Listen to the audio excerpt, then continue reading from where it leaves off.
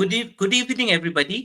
KupiKupi FM, CITYPlus, and Sabah Way Forward would like to welcome you to our online chat, which is what's next for Sabah Carbon Trade Deal.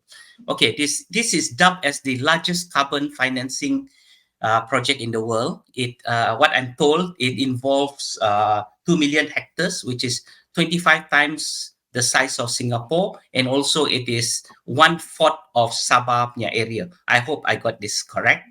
Okay, and then today our guest is Datuk Seri Panglima Dr. Jeffrey Kitingan. He's the Sabah Deputy Chief Minister 1, and also he is the chairman of the Steering and Management Committee for the implementation of the Nature Conservation Agreement. Dr. Jeffrey, I would like to welcome you to our program, and thank you very much for agreeing to talk to us. Thank you for having me. Okay, so Datuk, we go straight to the point. What is this? Many Sabahans ni macam dia pun they all a bit confused also. Ada yang pro, ada yang anti, tapi banyak saya rasa yang confused. Apa ni carbon trade deal ni? Macam kau tidak dia apa ni? Macam invisible punya deal ni. So maybe Datuk boleh terangkan apa ni Sabah punya carbon trade deal. Thank you, Datuk. Okay, Sabah Carbon Trading ataupun yang berasaskan kepada NCA, Nature Conservation Agreement ini melibatkan perdagangan karbon. Karbon itu adalah satu elemen yang boleh mencemarkan persekitaran kita, dan ini disebabkan pencemaran melalui kilang-kilang, penebangan kayu dan sebagainya. Jadi di setiap pokok kayu kita ada kapasiti untuk meresapkan karbon yang pencemaran ini, dan itulah yang dipanggil sebagai carbon credit, ya. Dan itulah yang akan kita jual kepada dunia. Dan kenapa ini karbon ini sekarang begitu diperlukan? Ini disebabkan pencemaran yang telah menyebabkan perubahan iklim, perubahan cuaca yang juga mengakibatkan bila mana dunia kita panas, hujan akan turun yang luar biasa, begitu juga banjir, begitu juga kebakaran di sini sana. Jadi akibat daripada itu dunia melalui bangsa-bangsa bersatu telah menjadikan perubahan iklim ini sebagai agenda nombor 1 untuk menyelamatkan dunia. Bila mana dunia terlalu panas, nanti kehidupan akan terjejas. Sebab itu pencemar-pencemar, kilang-kilang, negara-negara dan syarikat-syarikat yang mengakibatkan pencemaran ini diwajibkan oleh bangsa-bangsa bersatu supaya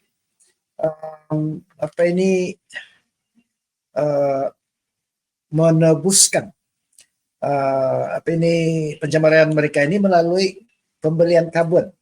Kenapa kita menjual karbon? Sebab kita di tropika ini, terutama sekali di Borneo dan di Sabah, masih lagi mempunyai alam semula jadi, masih mempunyai hutan. Dan hutan-hutan ini kalau dulu kita potong untuk mendapatkan hasil atau revenue. Tetapi bila kita potong ini kayu dan mencemar persekitaran, kita hanya mendapatkan pendapatan yang semakin menurun. Kalau 10-20 tahun yang lalu, pendapatan kita melalui hutan balak kita mungkin 1 bilion. Sekarang tinggal 110 juta saja. Jadi kita boleh menghentikan pembalakan ini dan bertukar kepada konservasi ataupun perlindungan hutan. Dan dengan perlindungan hutan ini kita akan dapat menjual karbon yang terdapat di dalam pokok-pokok kayu kita.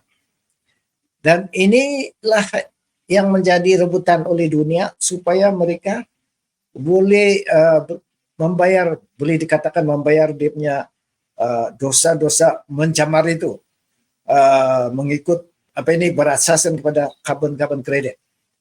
Hanya penjualan karbon ini tidak difahami oleh semua orang kerana dia adalah satu benda yang tidak boleh nampak. Dia macam angin saja. Tetapi dia mempunyai kebolehan untuk meresap karbon-karbon atau pencemaran dan dapat mengubah ataupun mengembalikan keadaan cuaca kepada yang dahulu. Tapi ini adalah cabaran kita mengembalikan cuaca kita seperti dulu. Kalau tidak, dunia akan musnah. Sebab itu, karbon ini menjadi satu komoditi yang dunia akan membelikan untuk mengubah balik cuaca kita dan supaya mengurangkan kebanjiran luar biasa, hujan luar biasa, kebakaran luar biasa dan sebagainya. Dan inilah maksudnya kita perlu berubah daripada pembalakan kepada perlindungan, dan daripada perlindungan inilah kita boleh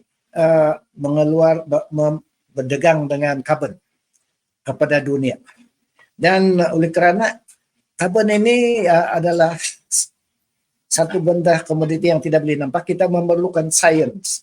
Kita memerlukan kepakaran sains untuk mengira berapa karbon kredit kita ada di setiap pokok atau di setiap hektar hutan. Dan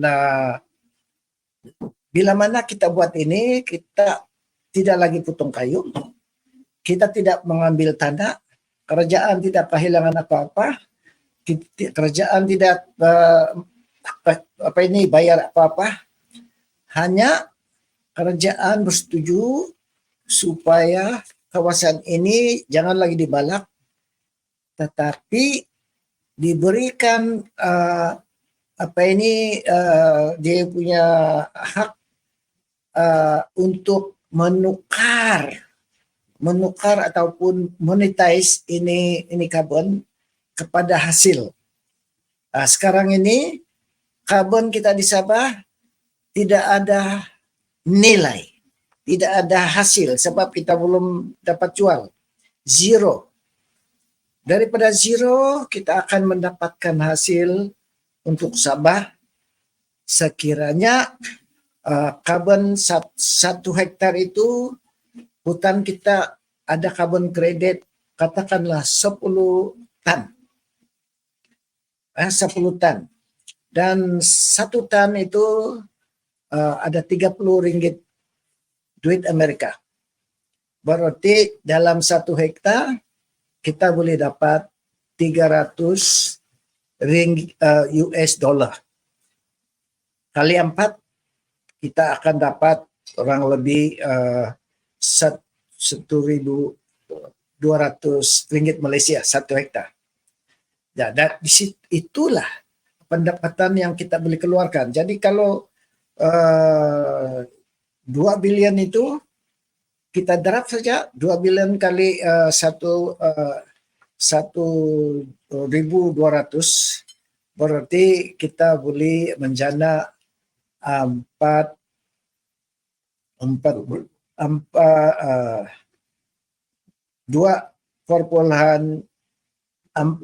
bilion ringgit Malaysia.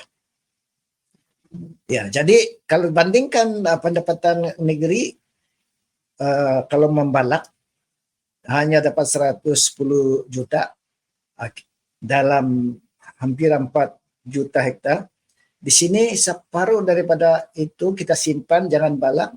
Kita boleh menjana sekurang-kurangnya 2,4 bilion. Jadi bukan siapa-siapa yang boleh buat ini. Kita perlukan syarikat-syarikat yang ada kepakaran, yang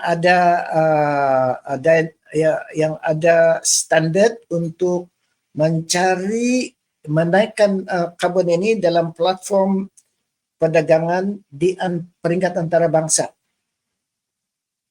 Bukan semua pembeli akan membeli dengan harga yang tinggi. Jadi oleh sebab itu kita kena cari syarikat-syarikat yang boleh mendapat off-takers atau pembeli di peringkat yang tertinggi, AAA. Ya, dan bila ini dijual, didagang, dia kena validate, kena daftar dengan Vera, kena validate oleh pembeli. Kalau saya penjual, saya bilang saya ada 10 tan. Pembeli juga mau cek dengan dia punya sains sama ada ini 10 tan betul atau tidak. Dan perlu diverifikan. Jadi tidak boleh tapuk-tapuk. Everything is transparent. Semua menggunakan sains. Dan bila mana sudah di-verify, perlu didaftar dengan Vera. Dan sekarang ada status standar baru yang dinamakan ICVM, yaitu International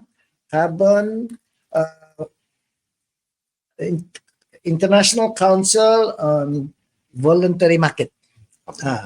Ya, jadi ini diperlukan sebab sedangkan Vera pun sekarang tercemar sebab ada yang boleh menipu dan sebagainya. Jadi ada lagi satu council untuk memverify ataupun validate dia punya carbon. Dan barulah boleh didaftarkan dengan UN melalui apa yang dia namakan UNFCCC. Jadi dengan itu sebenarnya perdagangan karbon ini bukan yang macam jual mineral water, tapi ada yang melibatkan sains, melibatkan standar antarabangsa, melibatkan juga bila mana dibeli, didagang, perlu UN tahu, dan pendapatannya perlu digunakan untuk pembangunan, untuk memenuhi 17 Sustainable Development Goals UN. Berarti pendapatan kerajaan negeri, hasil itu perlu digunakan untuk pembangunan, untuk membasmikan kemiskinan, perumahan dan sebagainya, termasuklah pendidikan dan sebagainya. Jadi itulah secara ringkas apa itu penjualan karbon. Okay, thanks Dr. Jeffrey. Karbon ni kita tidak boleh nampak, tapi as Dr.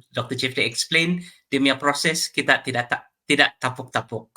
Okay, so we have the media dalam group ni juga. I would like to invite, maybe we go for Datuk Muguntan Vanar of the Star Media Group. Datuk Mugu, are you ready? I'm ready. Okay, Mugu, can you ask a question for yeah. Okay. Dato, actually, I've got about 4 questions on this issue, but I'll start with 2. Can I? Yeah, sure. Okay.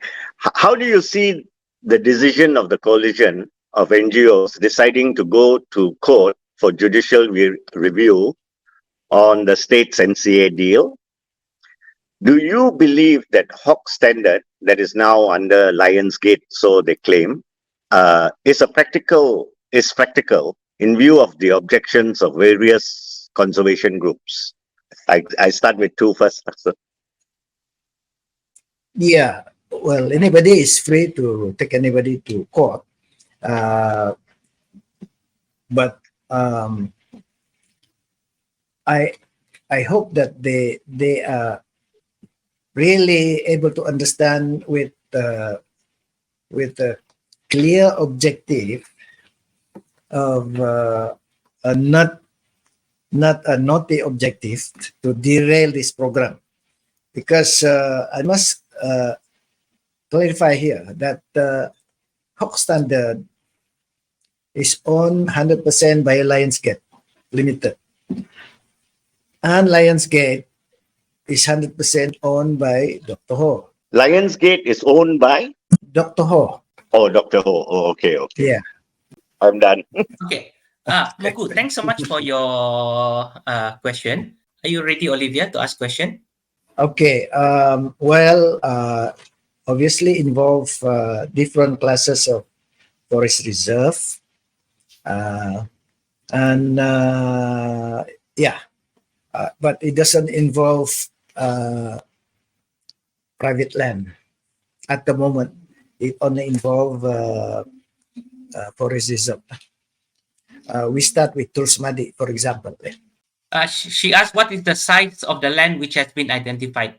Well, obviously the NCA involved 2 million hectares, but according to the agreement, we start with 600,000 hectares first.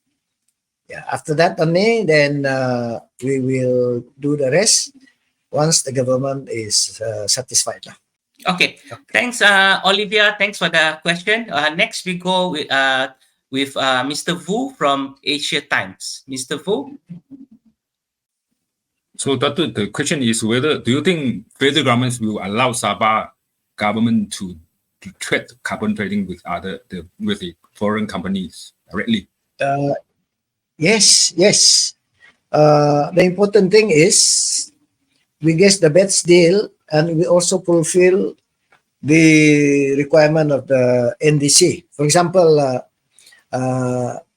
we are communicating with Petronas and also Miasat through this Connect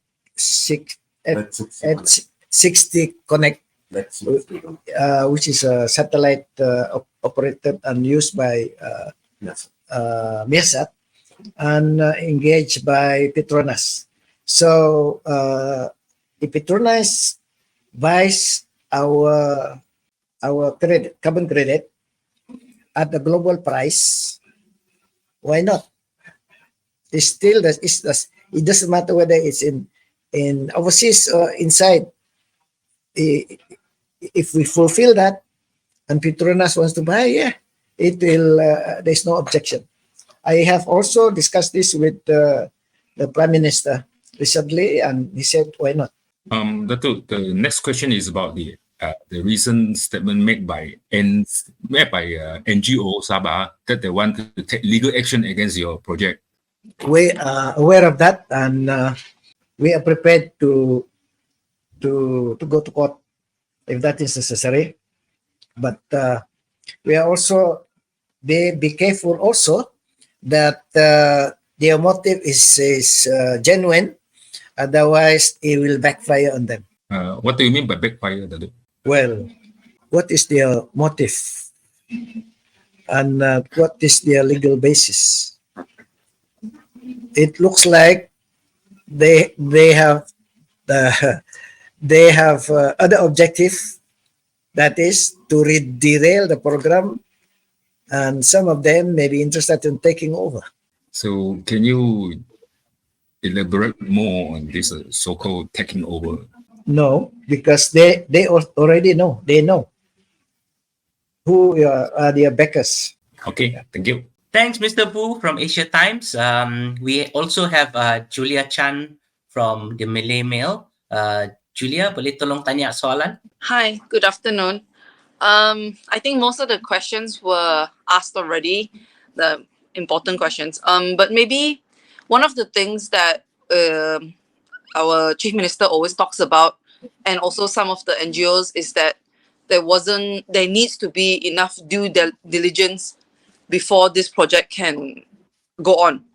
So maybe you can tell us how far along are we in the process of this project taking off, and what is the due diligence that has been done since the concerns were raised? Okay, the due diligence has been actually carried out even during the previous government, because this project actually was already discussed and the same group of people were involved, even the same forest officers were involved, the same AG chamber was involved, and they have gone through a seminar, and it was about to take off, but there was a change of government.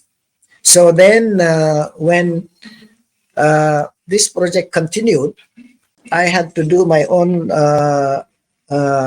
due diligence. I have to find out the same questions that you're now asking. I went through. For example, I want to know who is Hawk Standard. I want to know who is Dr. Ho. So I met them. I also went through meeting some of the people involved then, those who are now involved here, and I'm connected with, like the Alcott Group in Colombia, Clink, Peter Burgess, Adrian, and all these global expert.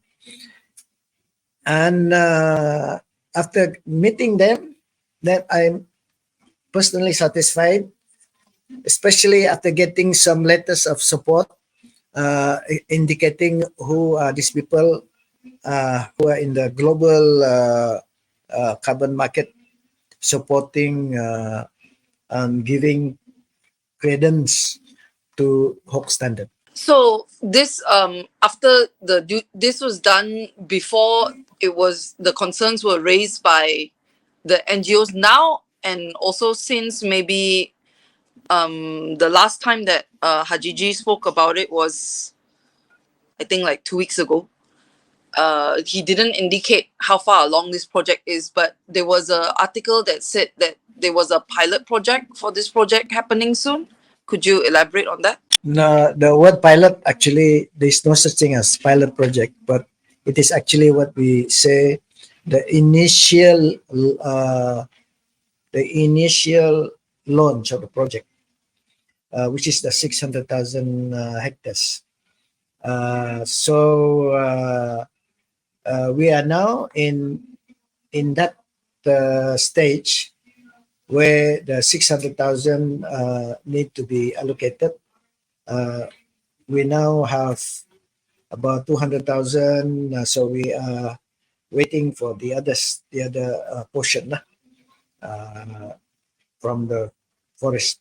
And I had the discussion with the Chief Minister just yesterday or the day before to make sure that 600,000 is made available, so that we can start early and produce the result early.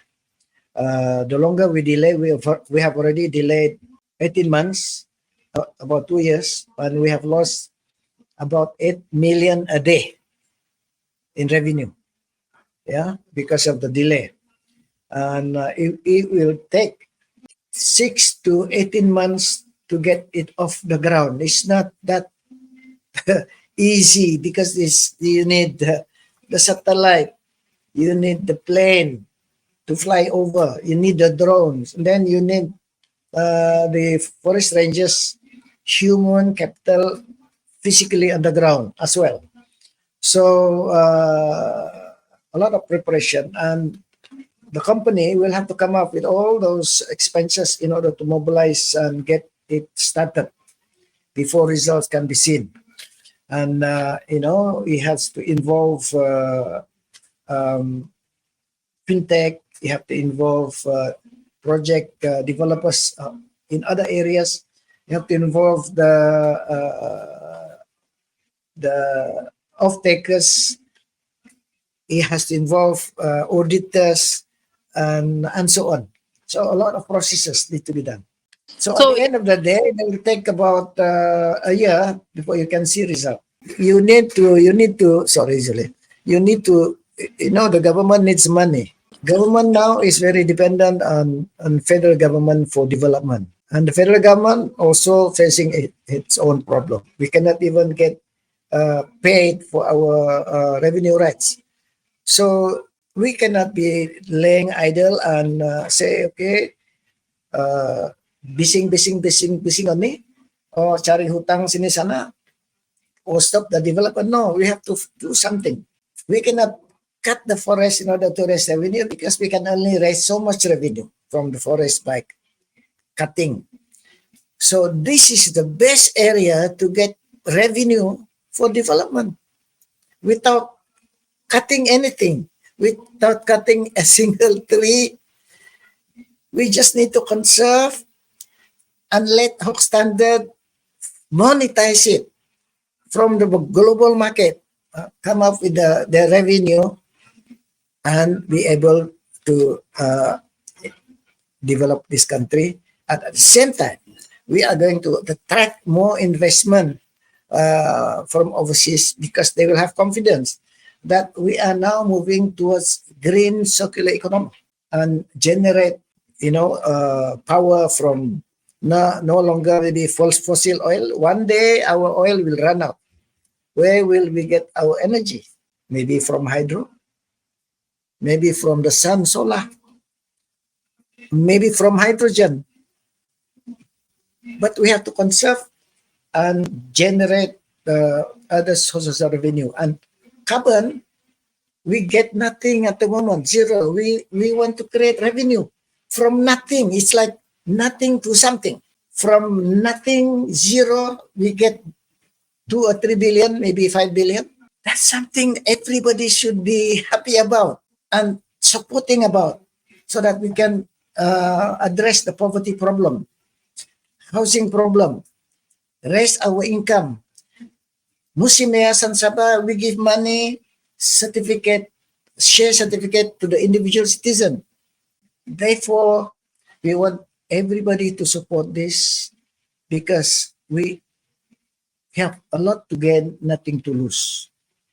And we are not taking anything from, it is not a project like mau bikin jalan raya, mau ambil sedikit sini. Mau bikin rumah, mau ambil sedikit sini. No. This is creating value. Ampai-ampai semua itu pakaian kita tidak dapat apa-apa. But if we go through this scientific way, climate change related, dunia pun mau, we will be able to resolve our economic problems, increase our income, and at the same time address the needs of the local population. There will be stages. There will be stages where local landowners can participate directly. Macam di Colombia, Alcott Group. We are engaged with Alcott Group. They organize all the local landowners, and here we can do that too. And then create a project for them like NCA, so that they can get the money directly paid to them. And hopefully this will come after we've seen the success of this NCA. NCA, 1 year from now, 1 year, although I said 18 months, maybe 1 year from now, when we see the results, and then the people who will be against it sekarang ini, who taking much effort, they don't care what happened, they want to stop the project, one day they will blame themselves because they were carried away by certain group of people, maybe certain stories, misunderstanding, or certain greed. So 1 year, once this is implemented, we will prove to everybody, including the critics, that this is the right thing to do for Sabah. Julia, you got a follow-up question, kan? Not for maybe Sorry. just clarify. So it's already taken off. The groundwork already started lah. Not the Yeah. groundwork. The people on the ground. I mean. Okay. Well, the first thing after the area has been given 600 hectares, then we established the data room. Data room is very important because the data will indicate what we have. And then people who want to verify those data can also be given those data. And from that data, we can create the certification. Okay, and then we can start the process of trading and so on. But before that, there will be the need to hire satellite, you need to hire plane to fly low, drones, and then the people. Okay. Thank you. I think I get it. Okay, Julia, thanks for the question. Our next question will be Jega from the Borneo Post. I think there are mic problem, tapi let's see whether we can see, we can't see his face. Okay, I'll read his question. Jega from Borneo Post, his question is, what are some of the challenges faced by the state government in bringing carbon trading to Sabah? Well, one of them is because this is something new. Okay, something new, so everybody is still groping. There is no national policy yet. We are now trying to create our own laws with regard to carbon, and not just carbon, but also the nature capital. We have to acknowledge that carbon is just one component of nature capital, and that is the most important at the moment. But there are other issues like our water resources, our plants, flora and fauna. They are part of nature capital. The air, the evaporation, the water, what we call rivers in the sky, that flow out from our forests into the sky, and they create a river system, and this is real into other countries like Australia.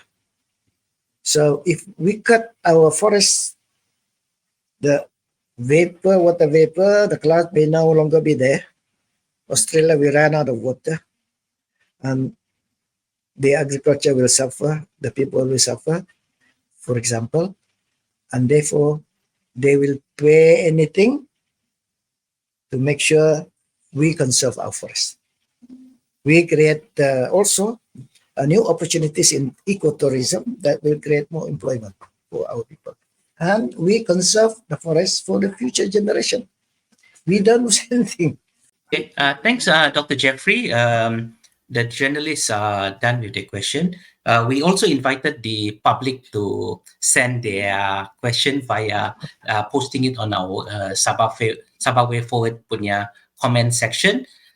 We have around 8 slides to show. We'll show the first question. Okay, I'll read out the question.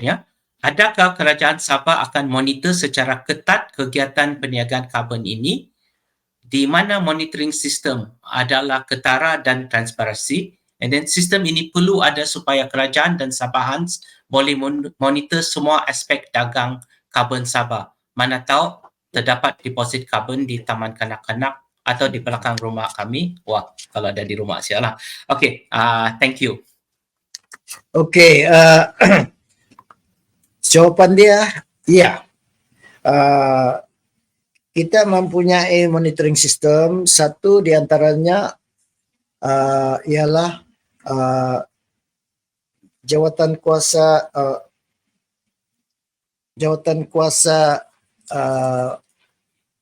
pemandu dan pengurusan NCA yang dianggotai oleh kebanyakan agensi. daripada Peguam Negeri, daripada Jabatan Hutan, daripada Setiausaha Hasil Bumi, daripada Layanan Survey, daripada Kawangan, daripada EPU, daripada NGO, semua pun ada di sana. So ini satu monitoring mechanism yang telah diwujudkan oleh Kabinet dan dipengurusikan oleh saya sendiri untuk monitor pelaksanaan NCA ini. Yang kedua, kita ada expert governance council juga yang dianggotai oleh Datuk Adalinting, Puan Sarah Indan daripada KDCA dan Datuk Abdullah Sibil daripada Persatuan itu Magit. Semua persatuan-persatuan yang lain lah daripada NGO. Jadi selain itu kita ada juga Global Advisory Board dan Global and Local Advisory Board. Ini juga monitor supaya ketulusan itu ada, transparent dan mengikut standard-standard yang telah diaturkan untuk kepentingan global, negara dan negeri lah. Yeah. Thanks, Dr. Jeffrey. We go to the next, actually 4 questions by Yi Lan. She's an artist. She has 4 questions for you. She's also a very passionate environmentalist. Boleh tunjuk dia punya soalan? Okay. First question is this one. Dari Yi Ilan. I would like to know who owns the secret BVI registered company, Lionsgate, who the Sabah state government made a deal with, and how the state government can make any deal for up to 200 years into the future without any evidence to due diligence studies, please. I have already, terima kasih. I have already dealt with the due diligence which have been carried out before and during this government. Dan isu BVI itu saya tiada masalah sebab hoax Lionsgate yang owns Hawk Standard adalah di 100% owned by Dr. Ho. So tiada secret. There is no secret there. Apa yang secret? Next question, please. Okay. This Ilan juga. Her question is: I would also like to know if the totally protected area is included in the map area proposed for 2 million hectares under NCA. Because of course, TPA are not eligible for any international carbon credit trading due to the lack of additionality requirement, thus making any TPA area included without NCA jurisdiction defunct, null and void and form of carbon. Lebih kurang that's her question. Actually, she's talking about yang area yang sudah existing, and then for some people kalau carbon trading ni, it is you need to create new forestry to offset the carbon. I think that's lebih kurang dia punya soalan. Dr. Jeffrey. The question, he's answering the question himself, and if he knows that, then there's no need to ask the question. Okay, third question. Okay, based on the agreement seen on public record, the Hodge has the sole right for 100 years renewable to sell all the natural conservation benefit derived from the 2 million hectares. And nature conservation benefits are further defined as anything on the land except timber and mineral. Does this mean that Hodge has the sole right on the water, biodiversity, or indigenous intellectual property derived from this 2 million hectare? I think there is a misreading of this agreement. This agreement does not confer a right of ownership to Hawk Standard. It merely confer the right to monetize. That's all. The right to monetize for the government. and it has nothing to do with ownership of water or intellectual property. Only the right to monetize. Okay, the last question from Yi Ilan. Apa soalan dia tu? Okay, dia minta maaf, too many questions he said. However, she says she's a concerned Sabahan. Okay, based on the agreement, the government of Sabah has no right to review or terminate the agreement for 100 years. Is that correct? No. There is a termination clause close to 1 and 2.4. 14. 14.4 and 14.5. The government has a right to terminate the agreement on breach. Dr. Jeffrey, Julia Chan from Millennial, dia ada soalan tambahan. I think she need clarification from you. If Julia, you're ready, boleh tanya sudah kau punya soalan tu. An additional, Dato, Soalan bonus. soon after the signatures from the 16 NGOs that was issued by your political secretary, I think, one of the NGOs said that these 16 NGOs, is this your way of saying that this is the FPIC for the agreement? So I was just wondering if you think that that is the FPIC and if it's sufficient to qualify as as sufficient FPIC lah. Thank you. mean, sufficient for APIC. Actually, it's just one of the activity, the engagement with them. There are many more engagement with indigenous people. In fact, way back, even from the moment it was signed, we had an engagement with many groups, including not just KDCA but also the Bajau Sama Association, Talantang Group, and so on. And to me, it is more than enough, and we will keep going. That's why they are also included in the monitoring group. Yeah, ongoing and continuous. Okay. Julia, okay? Yeah. Okay. Thank you. Thank you. Okay. So we go to the fifth question. Sixth question. Tinggal 3 more, I think. Sixth question. Okay. This is from Remy Manjangkim, orang Sandakan, very strong in MA 63. He quotes the Sarawak report. He said, has a special article in their website called Carbon Cowboy. Then he says UNFCCC has stipulated transparency needed for implementation of the carbon deal. So the questions are, dia ada 4. A, does the carbon deal was made in transparency in mind? Number B, where are these purported land which will be used for carbon credit? C, what measures or tools are to measure the carbon offset? And then ni soalan ni, if my land was part of the carbon deal, can I open my land and convert it into farmland?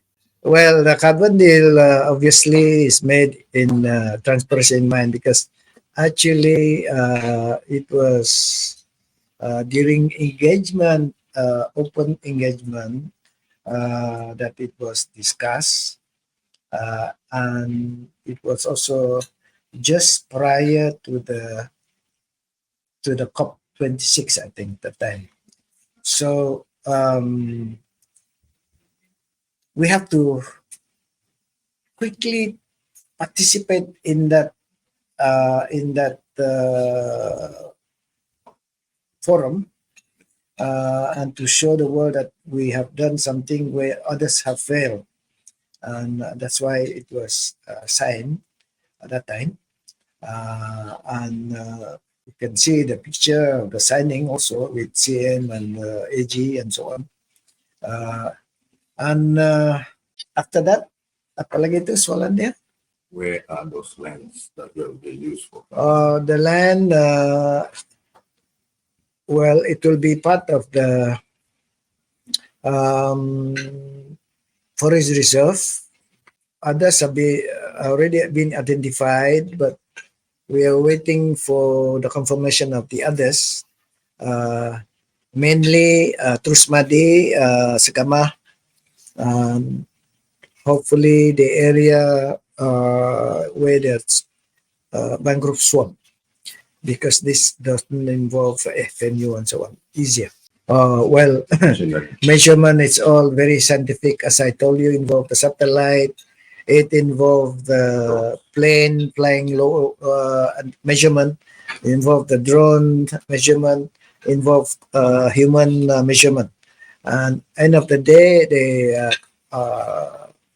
cross-compile it and come out through AI what is the credit value. And then it will be blockchain, so nobody can cheat. Everybody can check the whole transaction. Sekarang blockchain sudah, dah boleh tipu-tipu sudah. If your land, anybody's land, what not necessarily in the NCA here, but in the future, your land was involved in a carbon deal, like Alcott was doing, you can still revert to farming. And in fact, even farms have value, carbon value. So you can do both. Farming, you can, what they call carbon farming. Even kayu-kayu, grass, you let it grow back to jungle. Tapi if you want to farm, carbon farming lah, you do agriculture, you still have carbon there. Okay, thanks, Dr. Jeffrey. I think the seventh question. Okay, J. Padasian dari KK juga ni, he wanted to know that pasal technical and financial viability of the NCA, okay, and then the potential to set up carbon exchange as a marketplace for carbon credit trading. Then he said, since the carbon credit ecosystem stretches beyond the scope of NCA, decision in this space may potentially impact investment into bio-green circular economy activities which generate carbon credit and other environmental credit. Okay, so his question is, are there any plans to cover this? Transparency in engagement with the stakeholder and potential investor is key. Yes, the answer is yes. And I agree with this person that it will involve more than carbon credit. It involves the whole ecosystem, and it go beyond just conserving. There are other aspects of it, including going into green technology, circular green economy. All those, yes, we have planned, and we will include that in our plan. In fact, the government wants to go into green circular economy, and we have already started by looking into generating power from solar, from hydro, from hydrogen, and even looking into biomass and so on. So I agree with him. Yes, we go beyond that. We have plans for that. Thanks, Dr. Jeffrey. We got two more questions. The question is from Disoni. He is one of the Sabah Way Forward direct board member. Ada dua soalan ni. Okay, number one, give me a question. It is expected that the NCA will comply. Is it expected that the NCA will comply with any internationally recognized carbon standard? If so, which standard? And if not, why not? Okay, soalan number two. Given that it has been stated that the NCA will operate in existing protected area, how will the project achieve additionality and hence generate sellable carbon? The answer to the first question is yes. We're using international standard such as BCS, Vera. Now we also adhering to the new latest standard. It's called ICVCM, International Council for the Voluntary Carbon Market, and Vera is also in there. So don't worry about that. We will be complying and using all the standard, international standard. And we're engaged with those people. In fact, in those organizations, additionality, actually, I don't know how much they know about additionality. Additionality is not confined to like you plant new trees. That's additionality, yes, but it is not. It has got 7 or 8 types, including compliance to the indigenous people like FPIC is also additionality. It increases the value of our carbon credit, yeah, and so on, including compliance to SDG. These are all additionality. Okay, it's not confined to any just new forest. So we have to capitalize on all these additionality provisions that will add value to our carbon deal. It will increase the value of our carbon credit. It will not be confined to basic, you know, macam juga jual kereta, ada tambahan-tambahan dia kan, begitu juga. Additionality, but not just one, but many components of additionality. Yes, we are taking in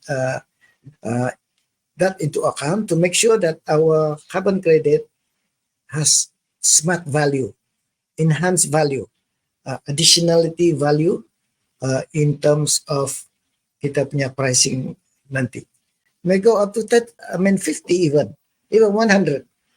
So the answer to the question is yes, we take that all into consideration. Okay, thanks, Dr. Jeffrey. We've exhausted all the questions from the journalists and also from the public. Sudah lebih 1 hour sudah ni. Maybe Dr. Jeffrey can wrap up dalam 5 minit last thoughts or last thought on the matter, which is what's next for Sabah carbon trade, the carbon trade deal. 5 minit kalau boleh lah. The most important thing about this carbon credit deal is two. One is credibility. The other one is integrity. The credibility is on our credibility of our carbon. Okay, and also credibility of our operators, kita punya developers and so on. And it is important to have integrity, meaning we must have this the objective and goal of our carbon trade must be to help the people, to help the country, not to steal money, but to create values so that everybody can enjoy, the country can prosper, we can attract foreign investment, and we can eradicate poverty. So those are our goal, our integral part of our program. So the credibility must be created by the adherence and compliance to international standard. If our deal, if the government and the people are not in tidak salary to comply with international standard, who will buy our carbon? Nobody. It will have a very low price because of the buyer will be maybe only yang Dick and Harry. No, we want AAA buyers, and they can only buy when they see credible people handling this. The government also must be credible. The people involved must be credible. So the system must be credible, and there must be transparency. Because now everybody cannot hide. You try to hide, you cannot hide. Nothing to hide because AI will, and they have algorithm to uncover things that are hidden. Jadi only those yang ada, actually sometimes those making noise the most are those people yang takut. Sebab dia bising supaya orang tidak pergi tengok apa yang dibawa sana. Jadi orang-orang biasa ini pergi mendengar, dan kalau dia punya pengetahuan itu tidak cukup, dia senang kena propaganda, senang kena politik, senang kena buyuk. 10 tahun dari sekarang, then they say, cilaka, saya kena tipu buyuk pula, dia bilang. Jadi kalang kabut, dia bilang, don't leave me, I want to be part of it. But you were the one who make this delay, you are the one who created the obstacles and make this project lambat. So I want the people out there to understand. I'm already about to retire. I want to do the best for Sabah, for the people. I don't want anything for myself. I want for the people. So that's why I want to do something useful for the country. Last time kita putung-putung kayu, sekarang kita mau conserve. Okay? So kita tidak mau ikut macam dulu lagi, sebab kita zaman teknologi modern dan kita ini sudah berjalan jauh. Sekarang kita mau jumpa Tuhan, kita mau buat terbaik, yang baik-baik, bukan mau buat yang tidak baik. So those people yang belum jalan jauh itu baru mau belajar, jangan belajar buat jahat, jangan belajar untuk menghalang perbuatan yang baik, sebab itu akan memudaratkan masa depan kita semua. Jadi I pray that people will not simply listen to any accusation, tapi periksa siapa sebenarnya di belakang diorang. Kenapa diorang mau tanya ini? Kenapa diorang mau delay ini? For me, I have nothing to hide. Saya sudah kena bongkar dari dulu semua, tiada sudah. Sekarang everything on the surface, only God knows. So I thank you for this session. Kita tolonglah kasih perbaiki apa yang tidak baik, dan kita sokonglah projek ini untuk kebaikan negeri kita, Sabah, dan untuk memperkasakan Sabah dari segi ekonomi dan keuangan. Sebab Sabah ini sudah ketinggalan. Kalau kita tidak cari jalan sendiri untuk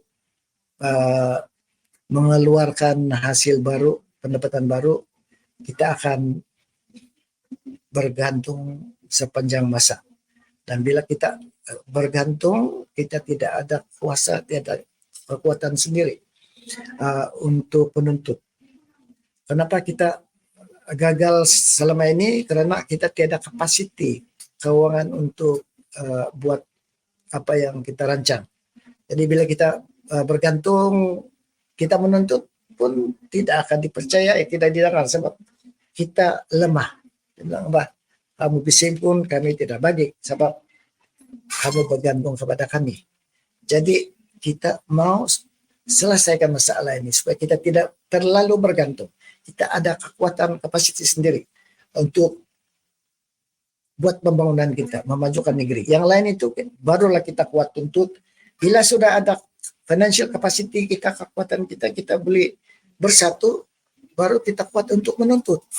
Baru kita bilang, bagi bayar kami punya hak, kalau tidak kami akan begini. Baru dirang dengar sebab kita ada kekuatan, kita ada kapasiti.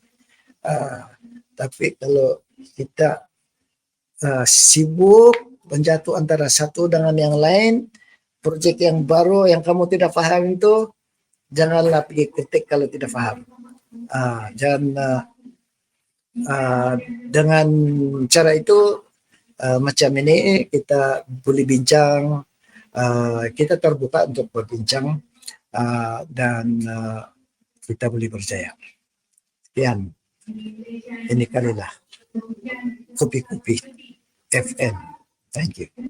Okay, in summary apa Datuk cakap is buatlah yang terbaik sama ini kalilah. Okay, on behalf of KupiKupi FM and also CITYPlus and also Sabah Way Forward, we would like to thank the media for participating in this online chat. I would like to personally thank Olivia from NST, Mugu from The Star, Julia Chan from the Malay Mail, Jega from Borneo Post, and Vu from Asia Times. And also I would like to thank Dr. Jeffrey for agreeing to speak to us on this issue. And it looks like for me yes, there's an explanation, but I think it's not an easy thing to explain. With that, I would like to say, Doctor, you say good night to everybody, and then kita tutup kadai sudah. Good night. Thank you. Okay, Thank you. Okay, good night. All the best.